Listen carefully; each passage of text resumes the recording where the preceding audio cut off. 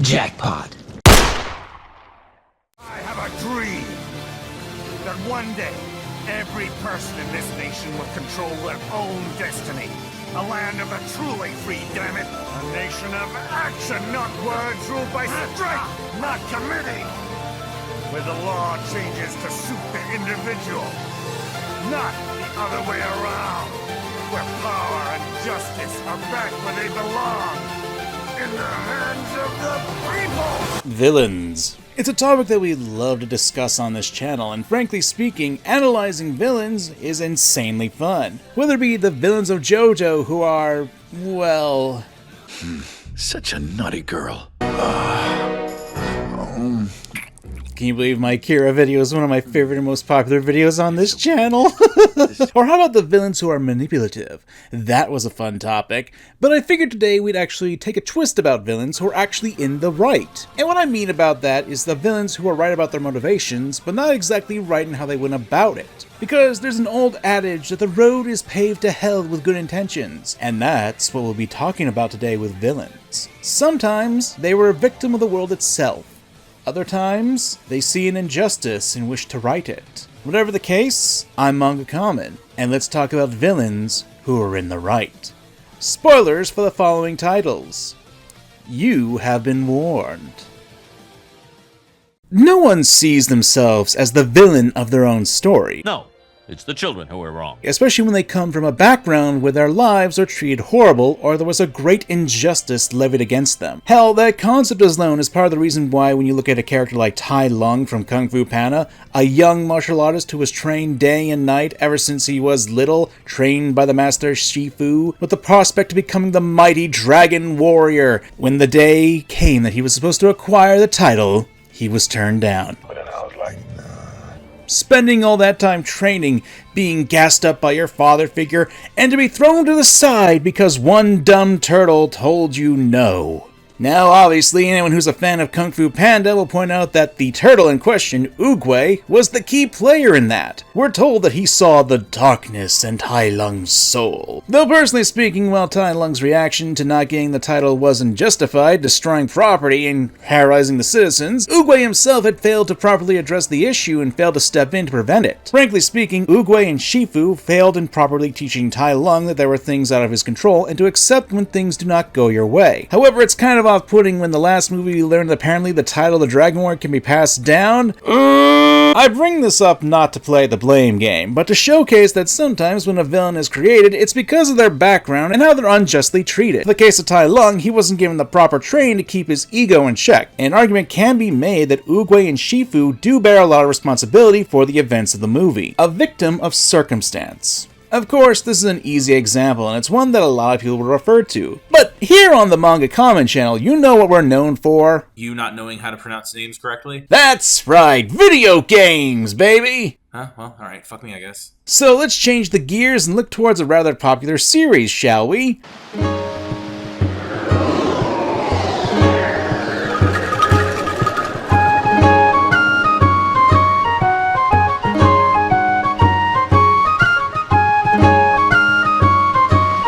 Ah, The Legend of Zelda. A game franchise that I have a fondness for ever since I was able to pick up a controller. Sure, I don't talk about it too much on the channel, but when I can, I always feel giddy about it. And hey, for this section, we're talking about The Wind Waker. Probably my second favorite title of the entire franchise, and not just because of the comedic value of the game.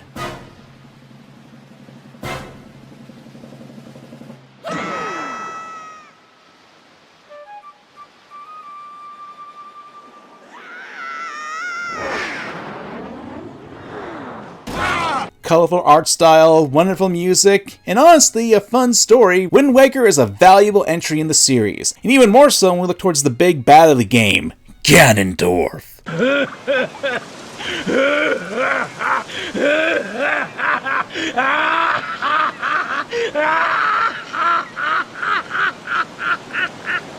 Yeah!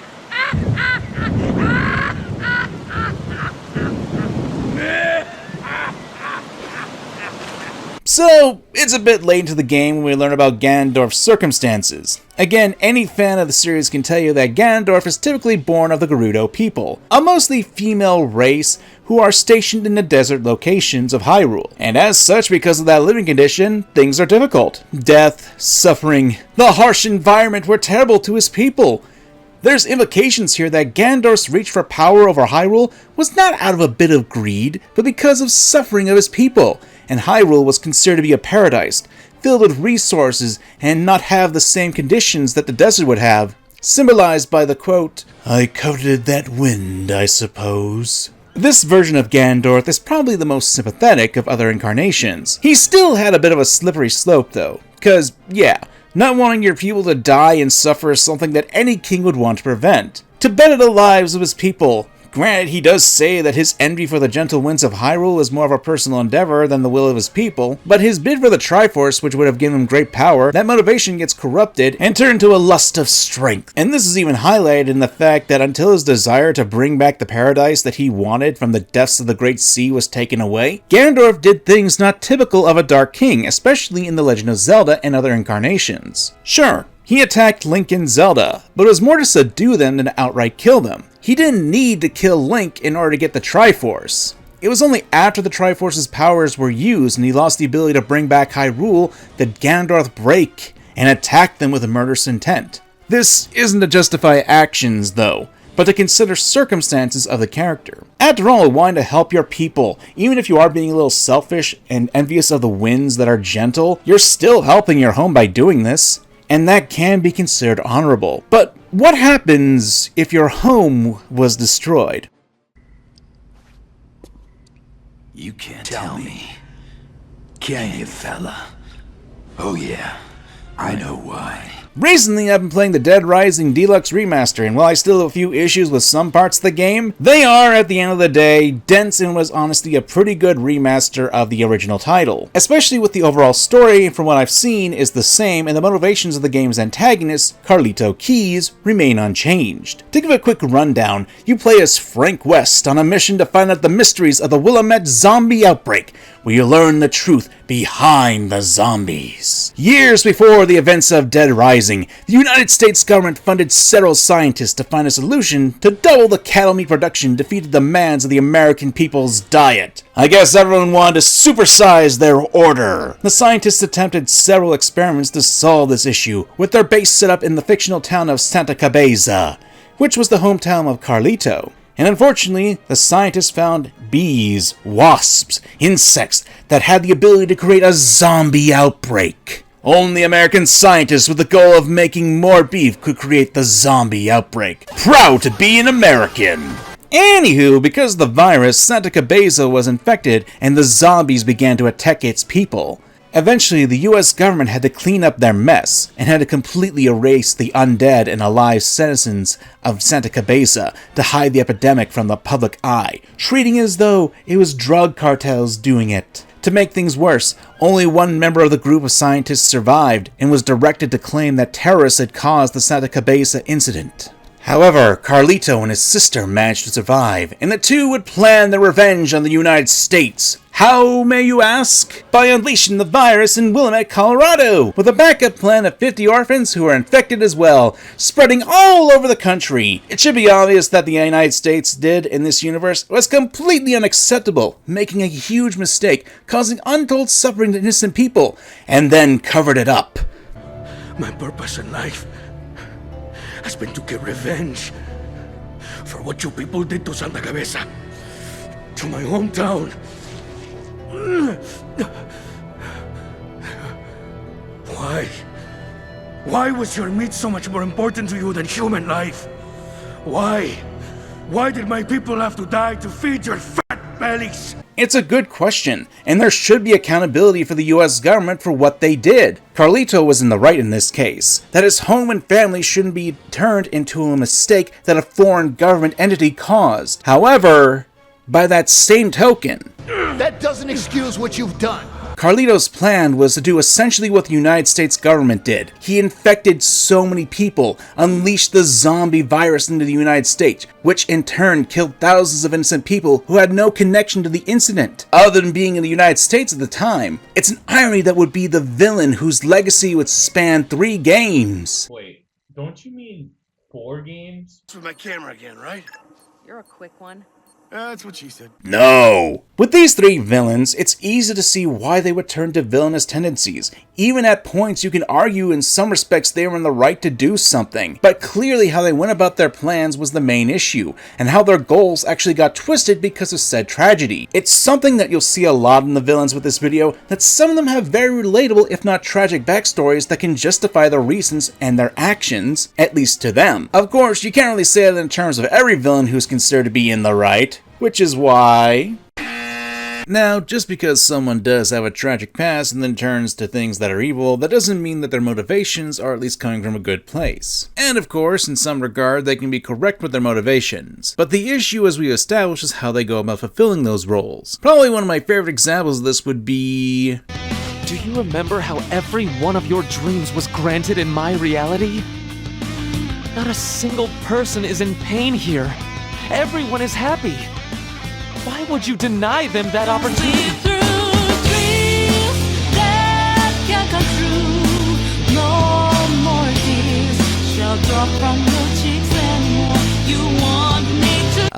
Takto Maruki. I've already made a huge detailed video that goes in the depths of why I view him as a villain, so I calmly ask that you please do not give me the "he's not a villain, he's an antagonist" comments. I get it, okay? A lot of people don't agree with that. If you're not familiar with the character, Maruki is the final boss of Persona 5 Royal's 3rd semester. Remember, I gave spoiler warnings. A voluntary counselor who listens to the Phantom Thieves, hearing about their problems that are somewhat related to the storyline. So, once Maruki gets the power of the God of Control, he uses his powers to distort the cognition of the masses and warp all of reality, creating an idealized world for everyone.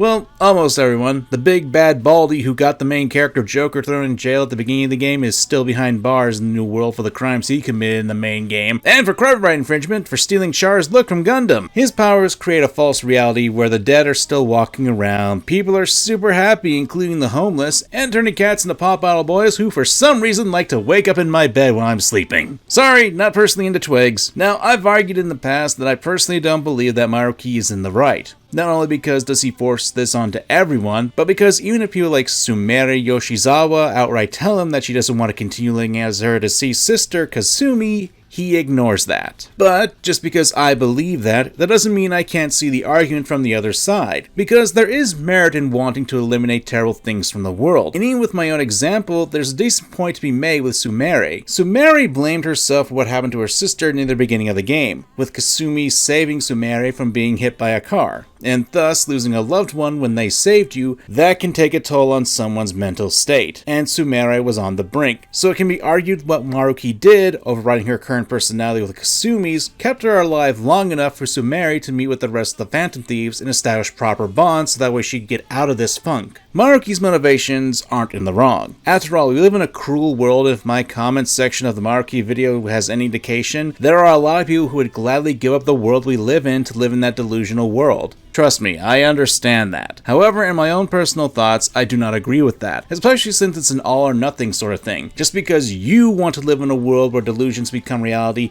that doesn't mean that others will. To make it clear, I'm not saying that my own personal thoughts on the subject are infallible. If anything, this sort of character and story is meant to make people think about this sort of thing. My own interpretation and thoughts on it are pretty clear. However, that is not to say that other alternatives cannot be seen. I'm pretty sure at this point most people have either clicked on the additional chapter for this one since I didn't want to spoil everything. I have a few other examples to go through, and the first comes from an older anime. I'm sure a lot of people are at least familiar with the series. After all, it's part of the most iconic robotic franchises in anime of all time.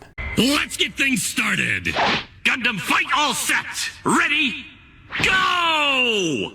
He's no Mr. Referee. G Gundam. That's an old series of anime that takes me all the way back. Back to the days of Toonami, a series from the 90s and actually celebrated its 30th anniversary this year.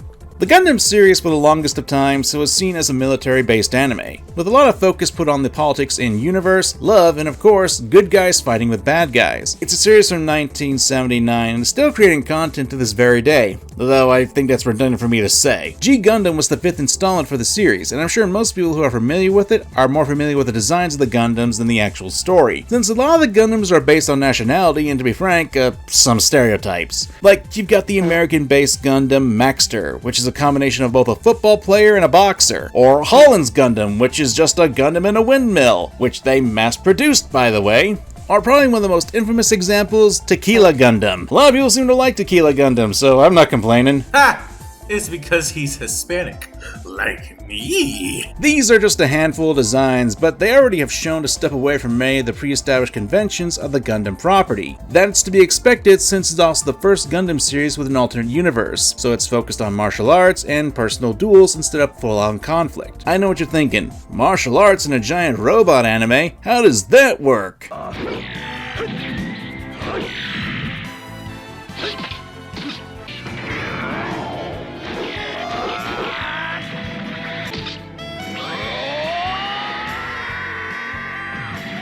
Skin-tight suits that trace the fighter's movements onto robots. You know, I think this explains a few things about me since I grew up with this. Now, Common, you got a video to do.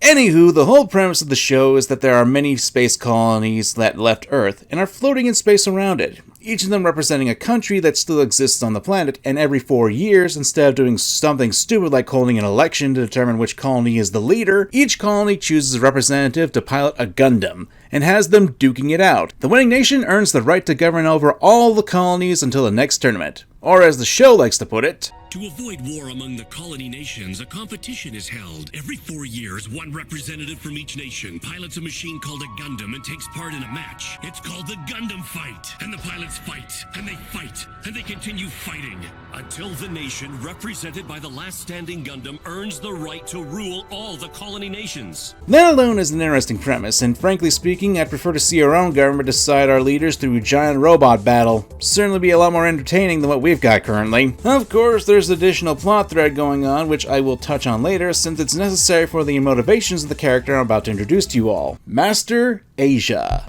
The school of the undefeated in the east. The winds of the king. Zenshin! Keiretsu! Tempakyura! Look, I'm a sucker for old martial art masters, especially if they can take out robots with a mech suit. And Master Asia, well, he certainly does have a good job of fitting into that mold. And spoilers, but he does become an antagonist. Still one of my favorite reveals of a villain in anime to me. Breaking off that armor, turning into a much more dark form, and that sick design for a Gundam to boot. So, what's the deal with Master Asia? Well, before the current Gundam fight, Neo Japan was working on a special Gundam called the Dark Gundam, or in the Japanese version, the Devil Gundam. It was a combination of technological and organic science which could be used to create 3 necessary abilities: self-recovery, self-replication, and self-evolution. This machine could maintain itself and make improvements. And the goal was to transfer that ability to the Earth itself, since the idea of giant robots battling on the planet does tend to cause some damage to the green and blue marble if you didn't get that. Well, there you go. But as you know, things don't go so great, and eventually the Dark Gundam was stolen, landed on Earth, and its programming became corrupted. Which then turned it into a monster that was going to follow its prime directive to repair the Earth, but saw humans as the root cause and came to the conclusion that humans need to be eliminated for the recovery process. So where does Master Asia fall into this? Well, as a veteran of the Gundam fight for many years, Master Asia was a first-hand witness to the Earth's continuous decay, a byproduct of the Gundam fights, and in turn humanity's choices, from ripping out parts of the Earth for the colonies, to setting up the conflict of who would be the leader of the planet, and he isn't wrong. It was humans who decided to hold their conflicts on the planet. Throughout the series, we see plenty of ruined cities and towns where there are still locations that are still kept up. The Gundam fights have actually done a lot of damage to the Earth, especially considering that not every person can join the colonies and leave the ever-decaying planet. Still, there's a lot more to this series than this, so if you want to check it out, I didn't give too many spoilers. There's a ton to get into with the anime. To round out this chapter, let's get back to the gaming sphere, and what better character to talk about than from Pokemon games, specifically N.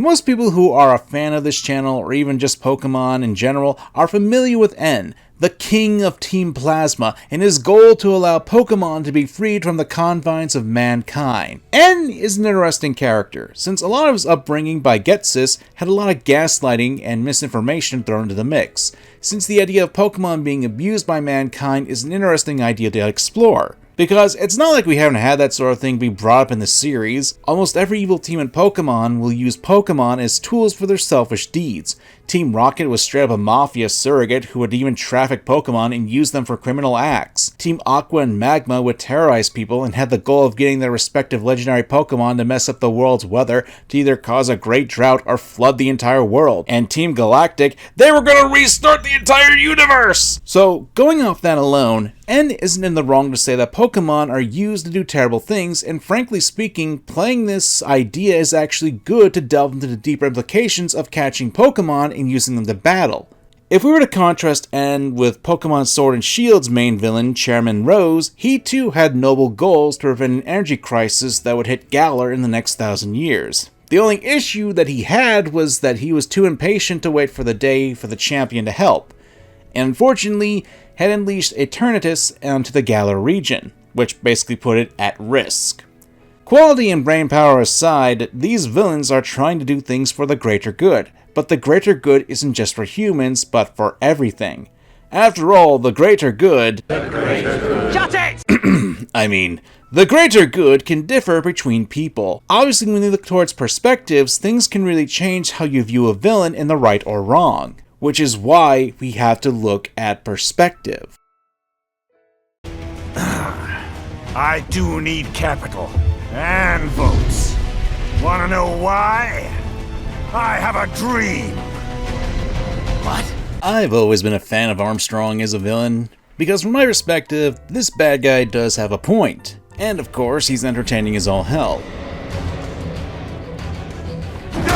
When you look at what a lot of government bodies do, or even our social society nowadays, there's a lot of vapid talking points going around. And hey, I'm guilty about that too. You're watching a video where I'm talking about video games and anime and giving my opinion, and I get paid for it. Hooray for capitalism. Now, does that mean Armstrong is in the right for what he does? Not really. After all, the guy is trying to stop war and make a new America. Those broad topics are admirable, and those motivations can be seen as good. But when you get into the details of him wanting to create an America where the weak should be purged and the whole country be dominated by the strong, that does lead to a whole new kind of hell. Not to get too political on this subject, but perspectives will differ on what you believe would make a country or political stance great or terrible, and sometimes, especially nowadays, people will somehow become Siths and believe in absolutes. How one side is always evil, how one motivation is always good no matter what you do to perform that. And it's easy to see that, especially in fiction. After all, with what you can see with various other perspectives and get an understanding of things that most people probably wouldn't want to say. And Death Note is probably a really good case study of that in regard. Since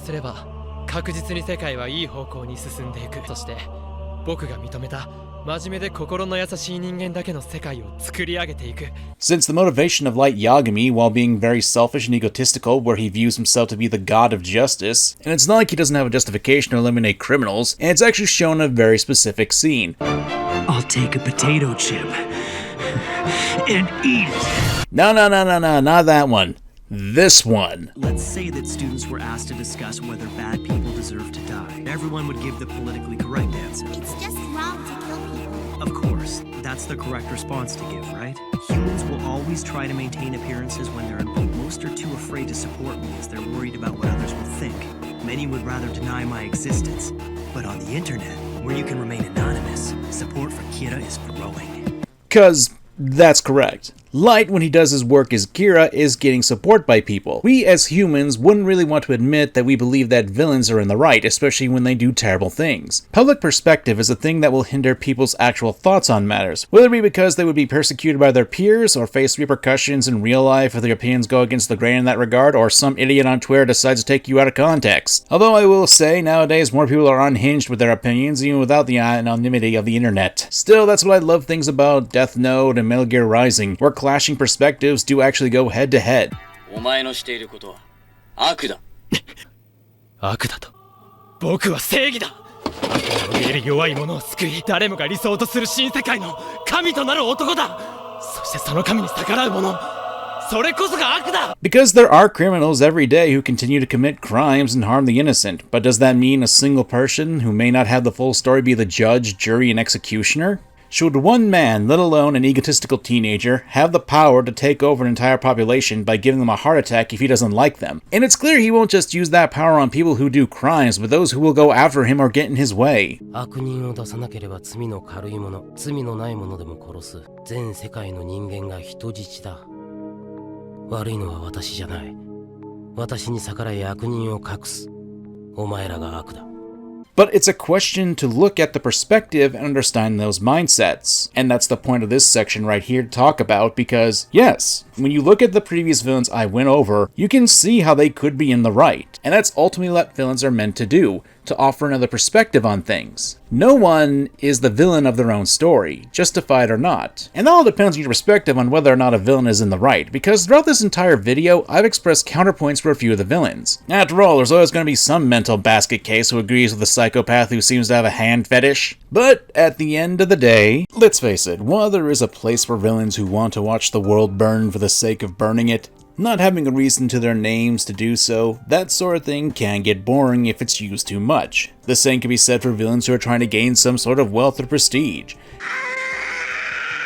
This isn't to say those kinds of villains can't be entertaining or even nuanced. Forces of nature, of human vices, can easily be stars of their own accord. But there's something compelling about villainous characters who are in some degree in the right. Whether it be because they were given a great injustice, they have a goal they believe would be for the world's benefit, or they just believe in what they do want to do, and they actually do help people by doing it. Exploring these kinds of villains is what makes them all the more compelling in my opinion, because whenever we look towards fiction, the motivations of a character who is willing to do terrible actions to fulfill their desires is a tantalizing aspect to many people. There's a reason why so many people love characters like this, who love villains who are broken or harmed by the injustice of the world, or to see that there's some form of injustice that causes them to act, and that they do things not out of malice but because they want to do something better, or because they want to get revenge for a great injustice. What goes through the mind of such characters like these? That's what compels people to do deep dives into what makes them tick, and what leads to the conflict with the protagonists, and how they can make for amazing stories to tell.